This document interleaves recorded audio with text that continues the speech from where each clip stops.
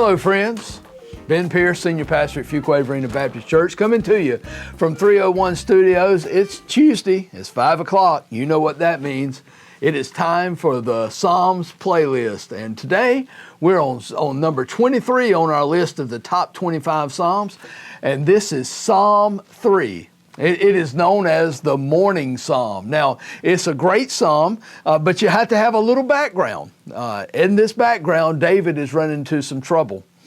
In fact, his son Absalom is trying to overthrow David as king. Now, David had a reign for decades as one of the most powerful monarchs in the world. His military power was legendary. He had extended Israel's borders far beyond any they had seen before.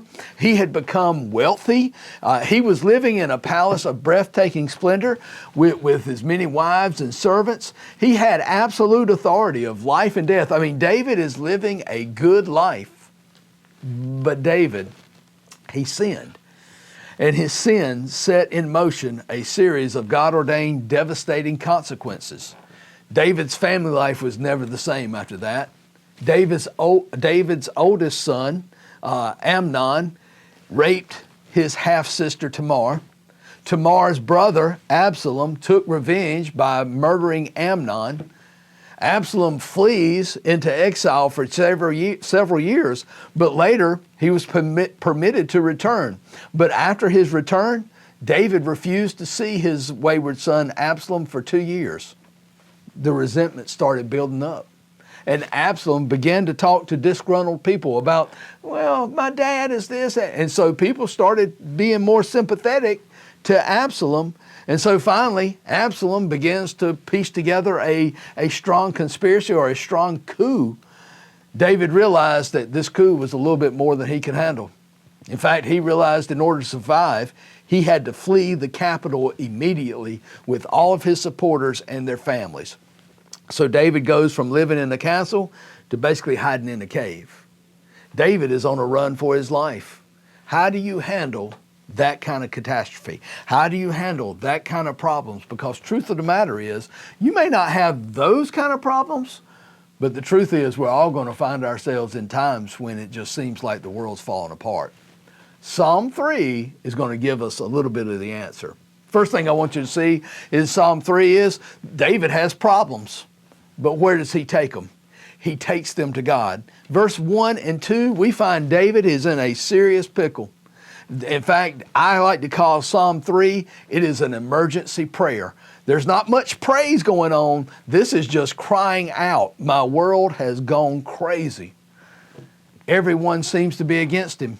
People were saying there's not much hope for old David. Well, there's a lesson there. When you're facing a tough time, take it to God. Pour your heart out to him.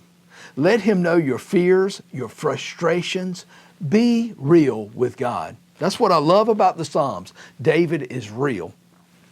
But not only do we see his problems, we see David's protection.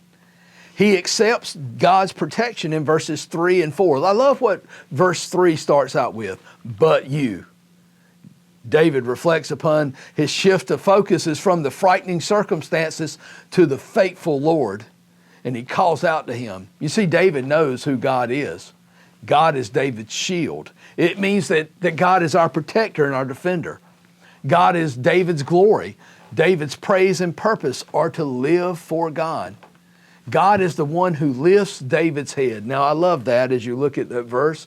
It's a Hebrew expression for restoring someone who is cast down. It's about restoring his dignity and position. In other words, God's going to be the one who lifts me up. David's confidence was in God, the God who answers prayer. Verse 4 says, I was crying to the Lord with my voice, and he answered me from his holy mountain. Selah. Now that's a word you're going to see throughout the Psalms. It means stop, think about what was just said, pause and meditate on that. But then I want you to see David's peace. He's going to walk in it. Verse 5 and 6, he says, I lay down and slept. I awoke, for the Lord sustains me. I will not be afraid of 10,000s of people who have set themselves against me round about. That reminds me of Isaiah 26:3. You see, God keeps in perfect peace those whose minds are set upon him. because they trust in you. It's kind of like this. When you're going through a real life drama, you can have peace. In fact, Philippians 4:6-7 tells us that. Tells us be anxious in nothing. Stop worrying about everything. But in everything, in prayer and supplication, with thanksgiving, let your requests be made known to God, and the peace of God, which surpasses all comprehension, will guard your mind and hearts in Christ Jesus. But as we wrap up Psalm 3, I want you to look at verses 7 and 8 and see God's power. God has it. He says, rise, O Lord, save me. Oh my God, for you have smitten all my enemies on the cheek.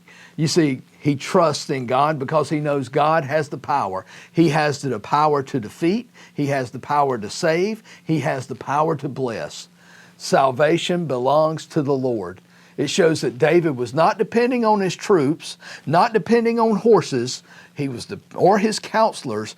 David was depending upon from whom his salvation depends on. He was depending on God.